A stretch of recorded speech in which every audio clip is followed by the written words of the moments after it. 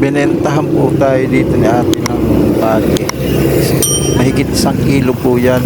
Ayan, malaki. Pero ano kaya yung masarap na luto dito?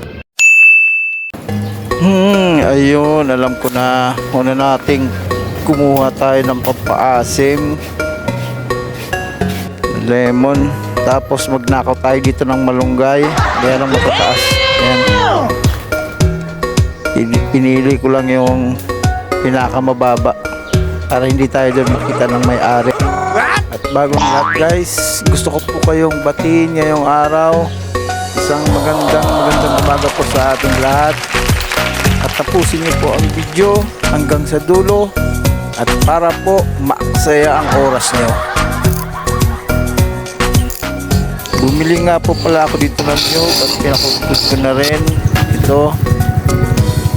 Simulan na nating higain hanggang sa maubos yung libag ko sa kamay. Meron tayo ditong sili, bawang, buyas, asuka, at meron tayong pampalasa. Kuhain na natin ang sibuyas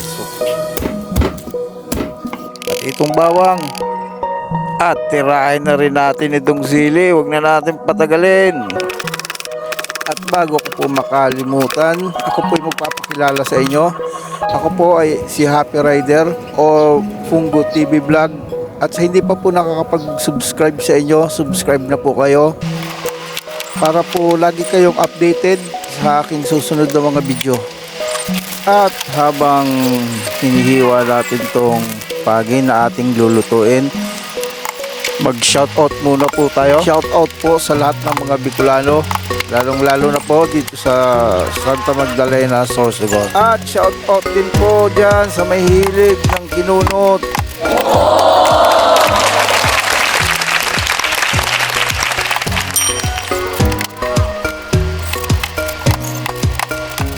Tapos po nating mahiwa ang pagi.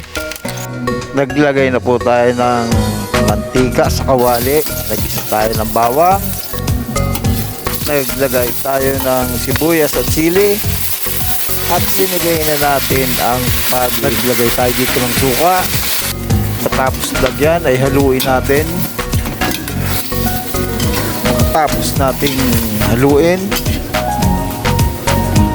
maglagay na po tayo ng unang gata. Naglagay ako ng asin, pampalasa, at ayun, habang kumukulo, binagsak ko na rin ang kakang gata. At linagay na rin natin ang malunggay ng ating kapitbahay. Ilang minuto lang, kumulo ka agad. At dito guys, antayin lang po natin na maluto yung ating malunggay. Saka natin anguin at nang makakain na tayo ng spicy kinunot. Nilagay ko na rin po dito yung sangkap sa ating mino na kinunot. At sana po ay nag-enjoy po kayo sa ating maliit na video. Dito ko na rin po tatapusin ang aking vlog. Sana po ay nagustuhan nyo. Maraming salamat po sa panunood.